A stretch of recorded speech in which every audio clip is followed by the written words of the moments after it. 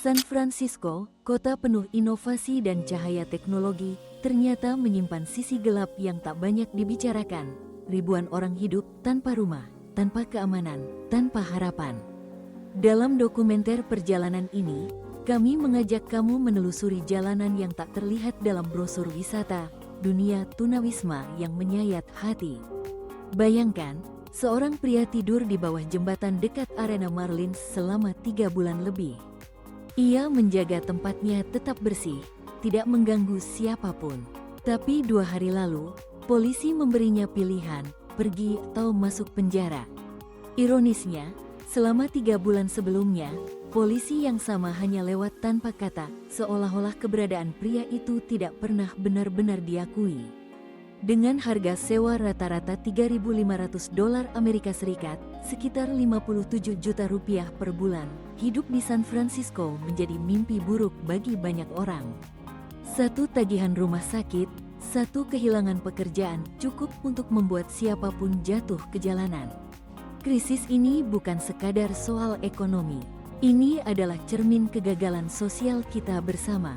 Dokumenter perjalanan ini tidak hanya menunjukkan angka, tapi membuka suara dari balik bayang-bayang. Apakah kamu setuju bahwa sistem sosial kita perlu dirombak agar semua orang punya tempat tinggal yang layak? Tulis pendapatmu di kolom komentar ya. Dan jangan lupa subscribe untuk terus mengikuti seri dokumenter seperti ini, karena perubahan dimulai dari kesadaran.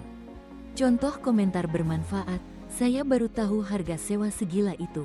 Gaji UMR Indonesia cuma Rp4 minus 5 juta per bulan, di sana butuh 57 juta rupiah cuma buat sewa. Terima kasih sudah buka mata saya. Harus ada reformasi besar soal perumahan. Krisis tunawisma di San Francisco bukan sekadar masalah ekonomi.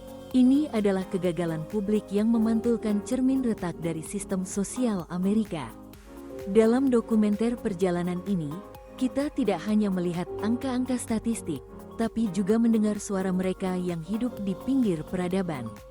Pada tahun 2024, pemerintah kota melakukan Point in Time Count, sebuah survei besar untuk menghitung jumlah tunawisma. Hasilnya mengejutkan, lebih dari 8.000 orang tidak memiliki tempat tinggal tetap. Sekitar 50% dari mereka hidup secara terbuka, di trotoar, di tenda darurat, atau di dalam mobil.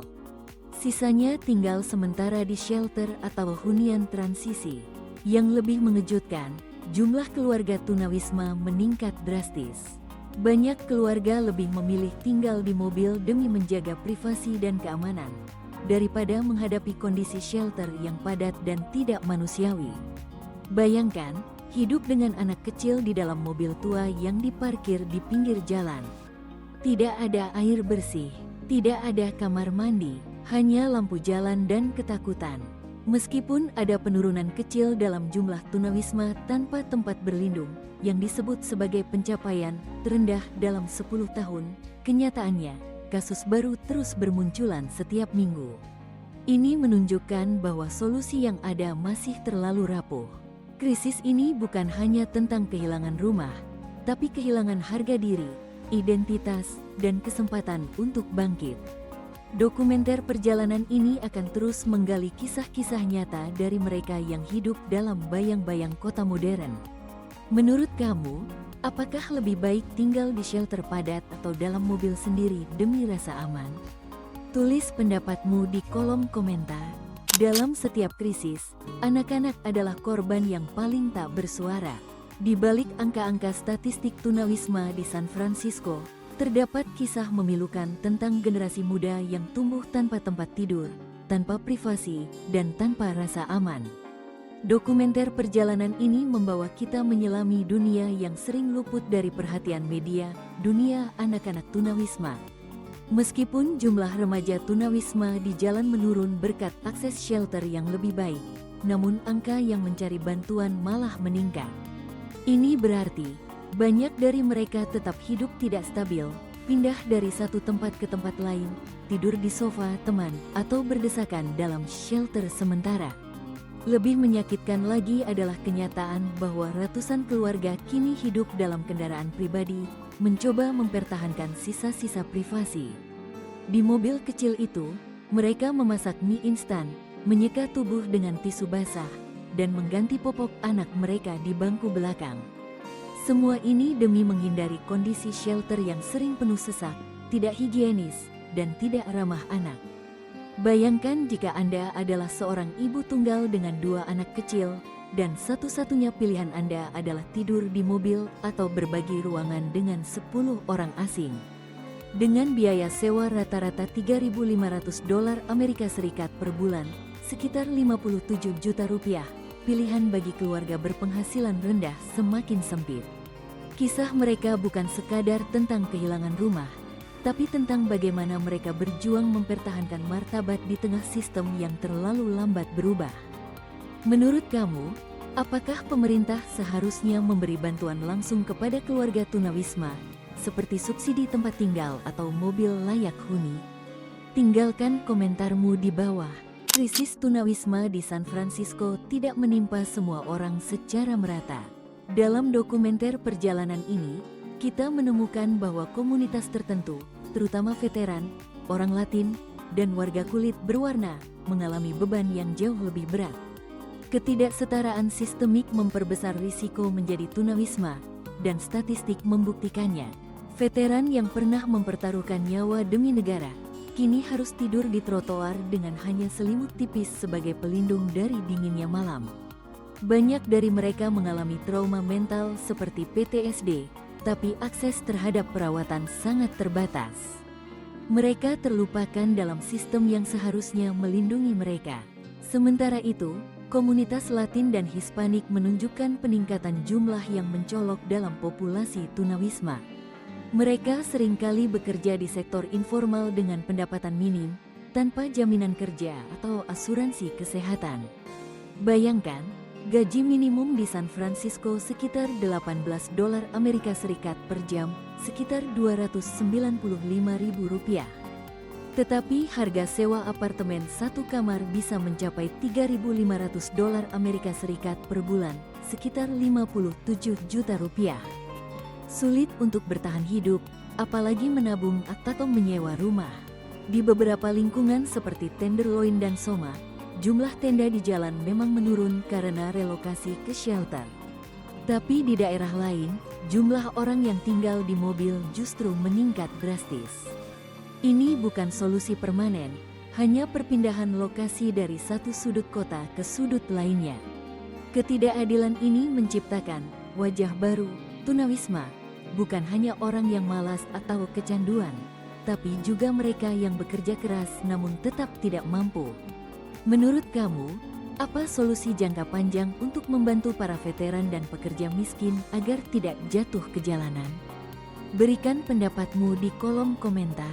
Bayangan gelap lain yang menyelimuti krisis tunawisma di San Francisco adalah epidemi opioid, terutama fentanyl, zat mematikan yang telah merenggut ribuan nyawa.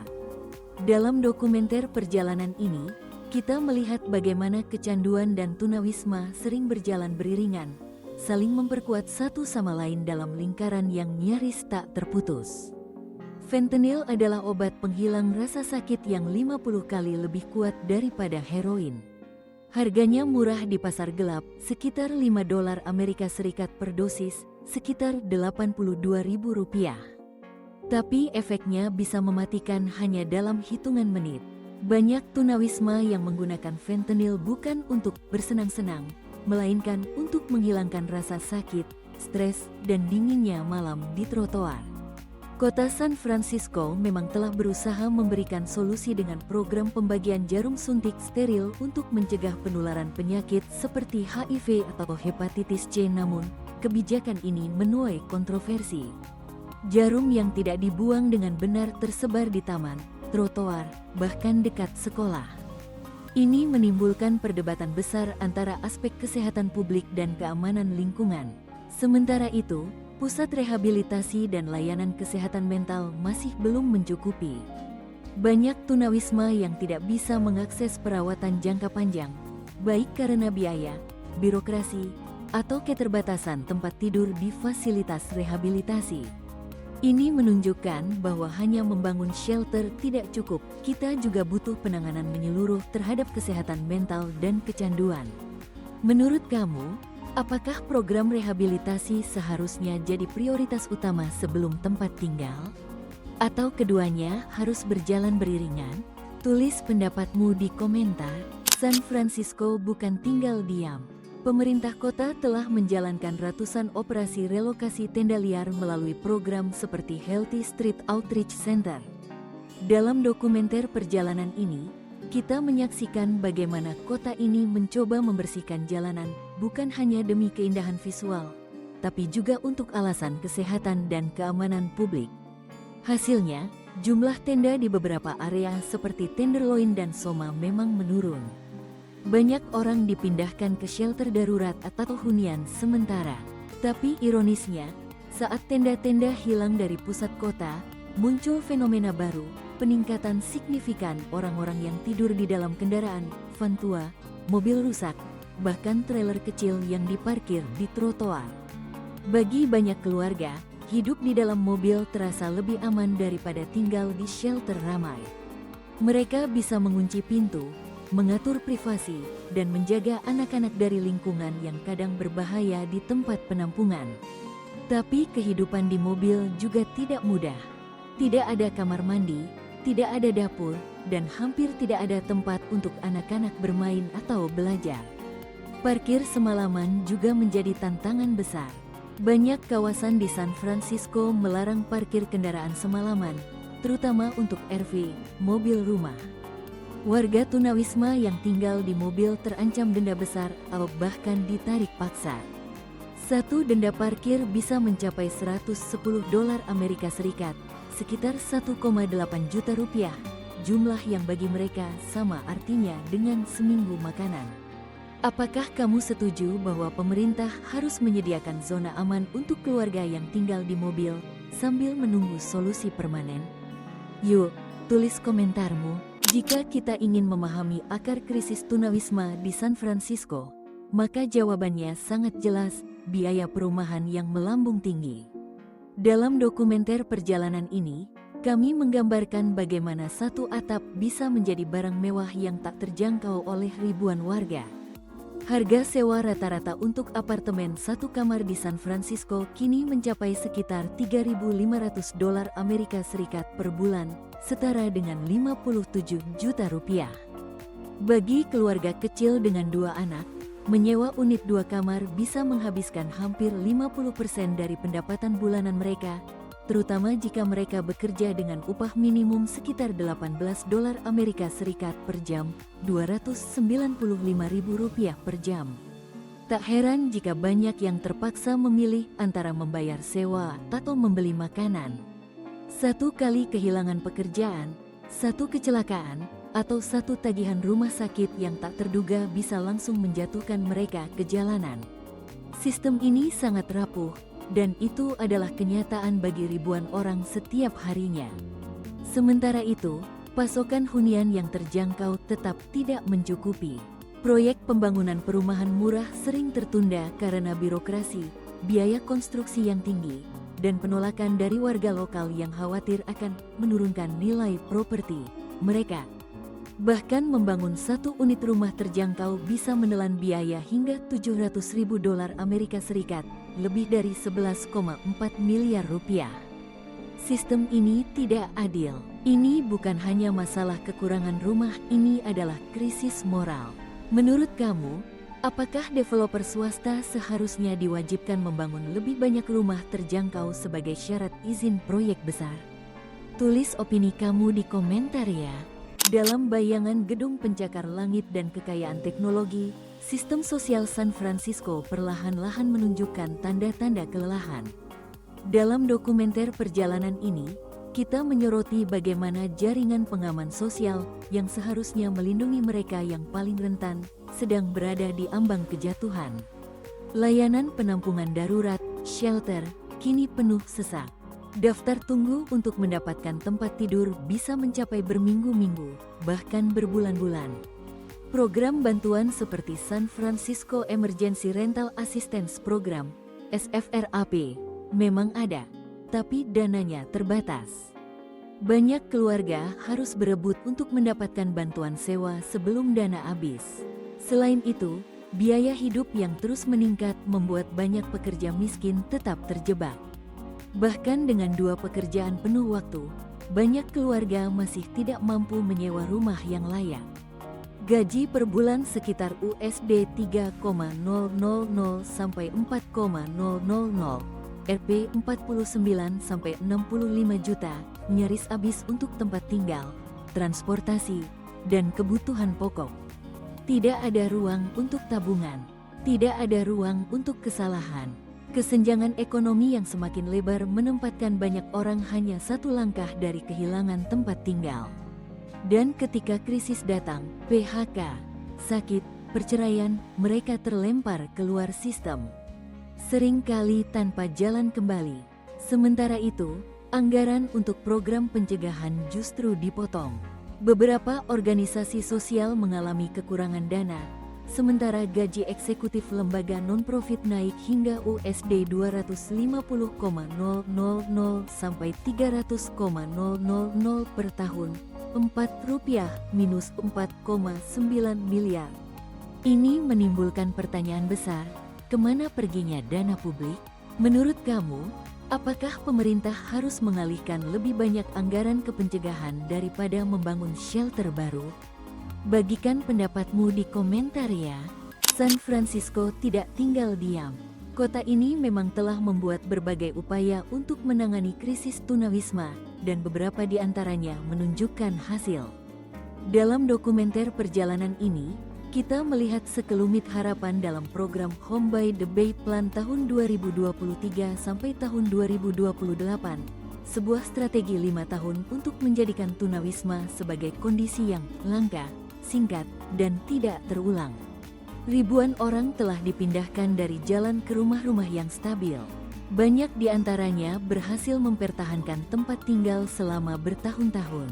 Program Permanent Supportive Housing (PSH) hunian dengan layanan pendampingan jangka panjang telah berkembang pesat, melebihi target awal dan membantu mereka yang memiliki gangguan mental atau kecanduan. Kapasitas shelter darurat juga meningkat sejak tahun 2018. Program-program seperti SFRAP, bantuan sewa darurat, dan homemade memasangkan pemilik rumah dengan penyewa berpenghasilan rendah telah menyelamatkan banyak keluarga dari pengusiran. Namun, semua itu belum cukup. Banyak unit hunian bersifat sementara, belum berubah menjadi hunian permanen. Banyak program masih bergantung pada pendanaan federal yang bisa dipotong kapan saja. Dan ketika Mahkamah Agung AS mengizinkan pelarangan tenda di ruang publik pada tahun 2024, gelombang denda dan penggusuran meningkat, terutama terhadap keluarga yang tinggal di mobil atau RV. Menurut kamu, apakah pemerintah kota harus memprioritaskan pengubahan unit sementara menjadi hunian permanen sebelum membuat aturan yang ketat? Tulis jawabanmu di komentar agar kita bisa diskusi bersama. Di jantung krisis tunawisma San Francisco, tersembunyi satu realitas yang sering terabaikan. Banyak orang tidak hanya kehilangan rumah, tapi juga kehilangan kesehatan mental dan kendali hidup. Dalam dokumenter perjalanan ini, kami menyoroti betapa pentingnya pendekatan yang lebih mendalam, bukan hanya memberikan tempat tidur, tapi juga pemulihan menyeluruh. Program seperti Housing First, yang memberikan tempat tinggal lebih dulu sebelum bantuan lainnya, memang penuh niat baik. Tapi kenyataannya, banyak penerima manfaat yang masih berjuang dengan gangguan jiwa, trauma masa lalu, dan kecanduan parah. Tanpa perawatan jangka panjang, mereka tetap terjebak dalam lingkaran relapse, kembali ke jalan, dan masuk keluar shelter. San Francisco telah bermitra dengan institusi seperti UCSF melalui inisiatif Benioff, menyediakan layanan rehabilitasi dan klinik darurat. Tapi kapasitasnya terbatas. Ribuan overdosis fentanyl terjadi setiap tahun dan jumlahnya diprediksi terus naik hingga 2025. Banyak korban meninggal bahkan sebelum mereka mendapat kesempatan pertama untuk sembuh. Biaya satu kali perawatan rehabilitasi jangka panjang di pusat swasta bisa mencapai USD 20,000 sampai 30,000, sekitar Rp325 minus 490 juta.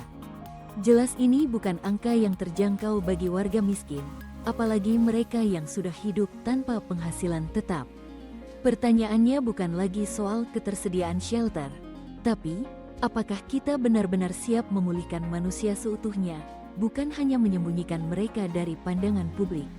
Apakah menurut kamu pendekatan treatment first, rehabilitasi dulu, baru tempat tinggal, lebih efektif daripada housing first? Tulis pendapatmu di kolom komentar. San Francisco dikenal sebagai kota yang memiliki layanan sosial terbaik di Amerika, dan karena itulah banyak orang datang dari luar kota. Tapi dalam dokumenter perjalanan ini, kita melihat sisi lain dari daya tarik tersebut, sistem lokal yang terbebani oleh migrasi eksternal. Iklim yang hangat sepanjang tahun, makanan gratis di shelter, dan layanan kesehatan darurat menjadi magnet bagi para tunawisma dari negara bagian lain. Mereka datang berharap memulai kembali. Namun, realitas yang mereka temukan seringkali lebih kejam, shelter penuh, daftar tunggu panjang, dan sistem bantuan yang kelelahan.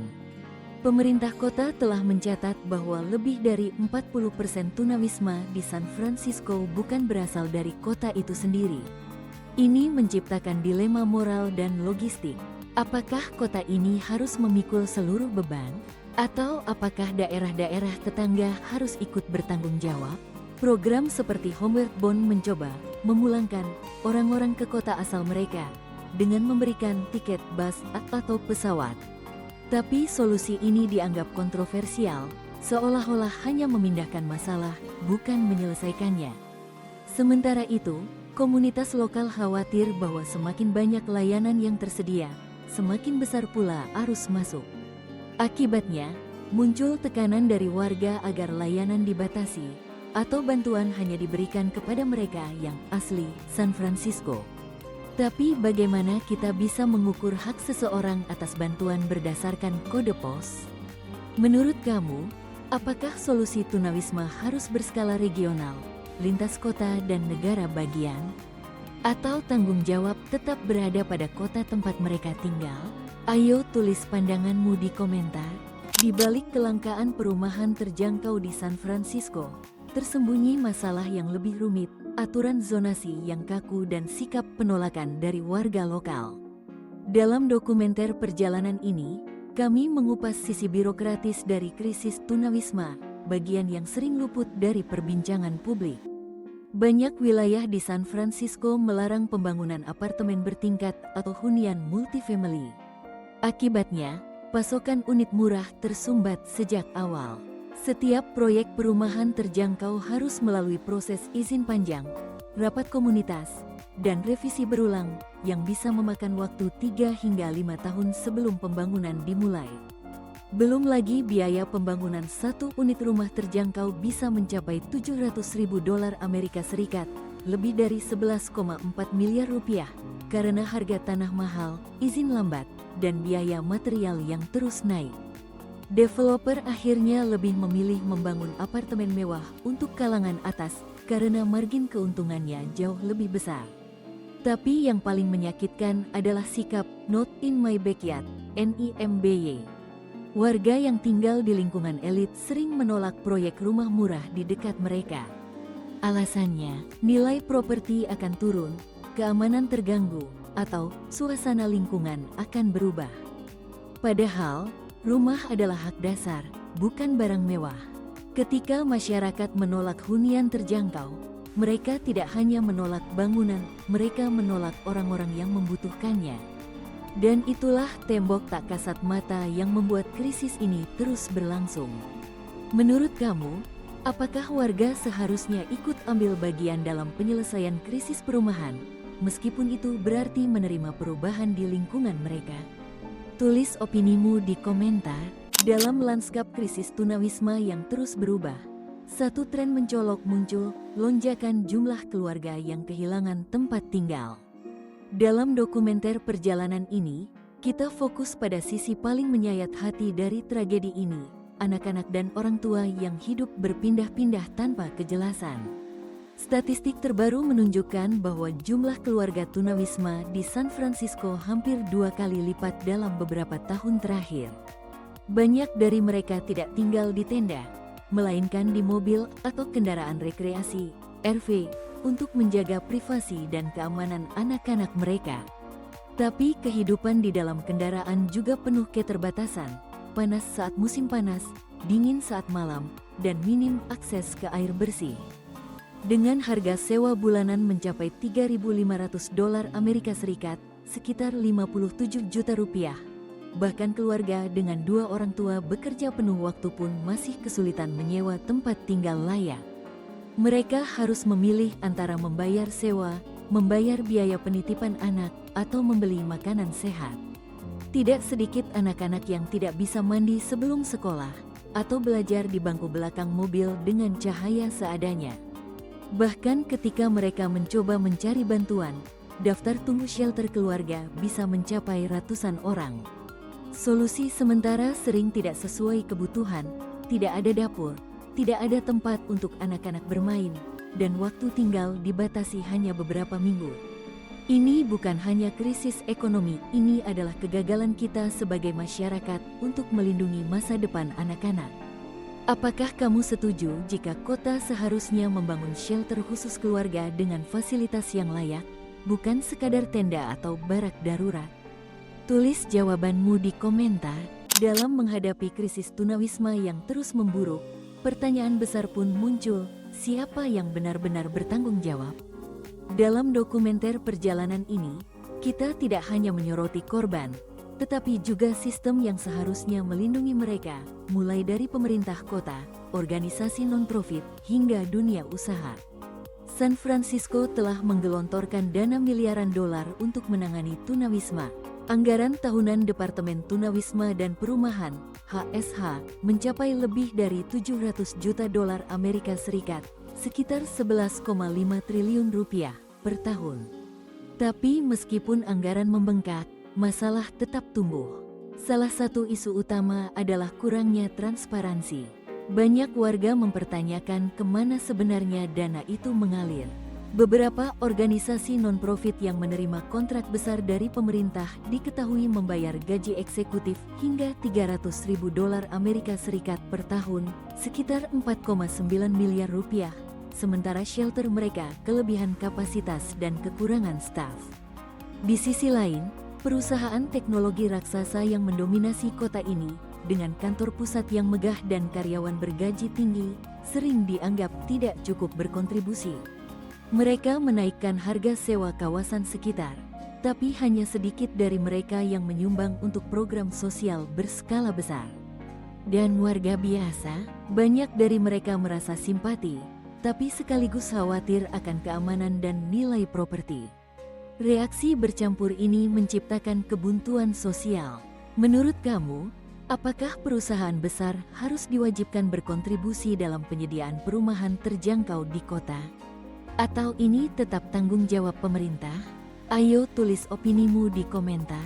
Krisis tunawisma di San Francisco bukan hanya potret sebuah kota, tetapi cermin untuk seluruh Amerika.